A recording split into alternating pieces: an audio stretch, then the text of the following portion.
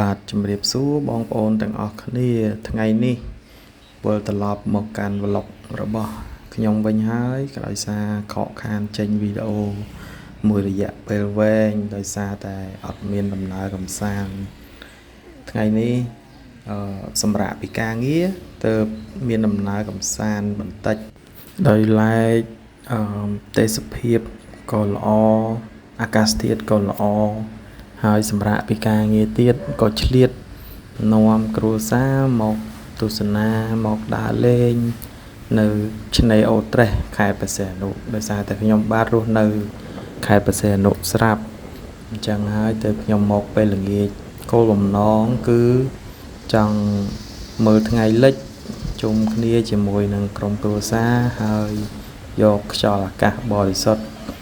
នៅមាត់ឆ្នេរ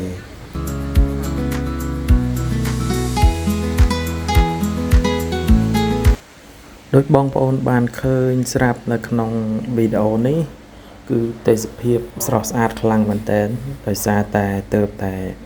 មានភ្លៀងរលឹមតិចប្រហែលជាប្រហែលម៉ោងមុនហើយជា2ម៉ោងមុនទើបធ្វើឲ្យស្លឹកឈើពណ៌ខៀវស្ងាត់ហើយផ្ទៃមេឃក៏រាងស្រឡះល្អចំណែកឯខ្យល់ក៏រាងខ្លាំងតិចអញ្ចឹងធ្វើឲ្យមានរលកច្រើនហើយមើលទៅមានភាពស្រស់ស្រាយប៉ុន្តែវីដេអូនេះអត់មានការធ្វើម្ហូបអីច្រើនទេគឺមានតែទេសភាពដែលចង់នាំអារម្មណ៍បងប្អូនមកទស្សនាទេសភាពពេលថ្ងៃរៀបលិចហើយនឹងចំណូលសមុទ្រនៅក្នុងខែនេះដែលជាដើមរដូវវស្សានៅក្នុងខេត្តព្រះសីហនុនេះគឺស្រស់ស្អាតមែនទែនប៉ុន្តែបើសិនជាចូលដល់រដូវវស្សាពេញតែម្ដងរៀងធ្លាក់ភ្លៀងច្រើនបន្តិចមកសមុទ្រអត់សូវបានមើលទេសភាពស្អាតចឹងទេអញ្ចឹងបានថ្ងៃនេះឆ្លៀតពេលសម្រាប់ក៏ខ្ញុំឆ្លៀតពេលមកថតយកទេសភាពដែលស្រស់ស្អាតបែបនេះទុកជូនបងប្អូនទស្សនាថ្ងៃណាបងប្អូនចង់ទស្សនាបងប្អូនអាចចូលមកក្នុង channel របស់ខ្ញុំហើយទស្សនាបានគ្រាន់តែបងប្អូនជួយ Subscribe ជួយ Like វីដេអូរបស់ខ្ញុំដើម្បីផ្ដល់ជាកម្លាំងចិត្តដែលឲ្យខ្ញុំបានធ្វើវីដេអូបន្តទៀត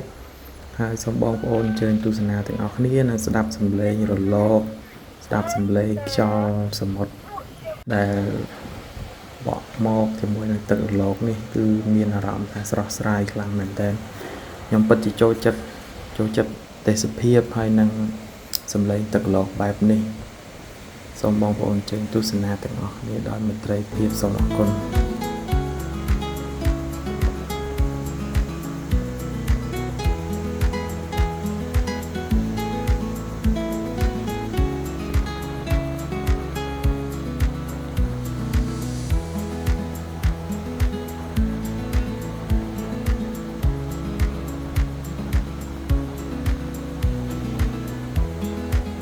បងប្អូនមើលមួយសន្ទុះនេះប្រហែលជាឆ្ងល់ថា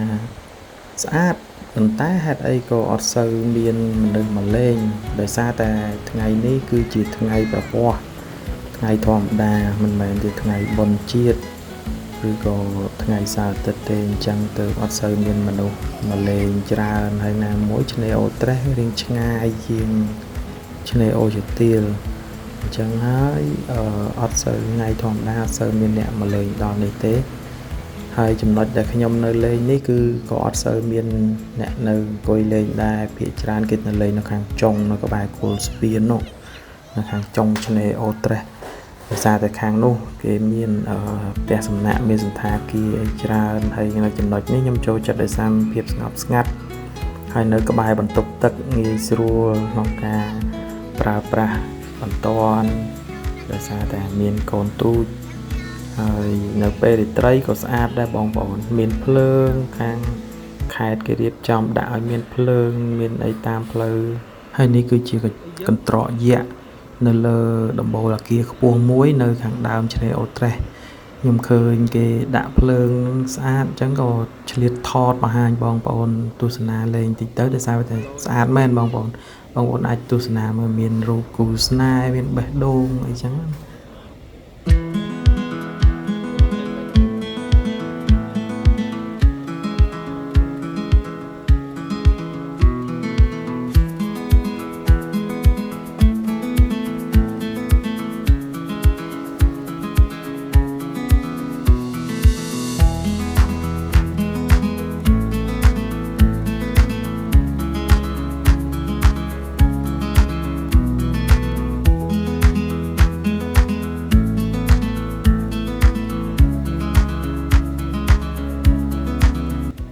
ហើយវីដេអូរបស់យើងក៏មកដល់ទីបញ្ចប់តែត្រឹមនេះ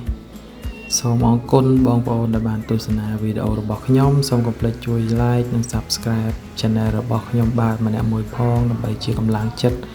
ក្នុងការធ្វើវីដេអូបន្តទៀតសូមអរគុណបងប្អូនទាំងអស់គ្នាជម្រាបលា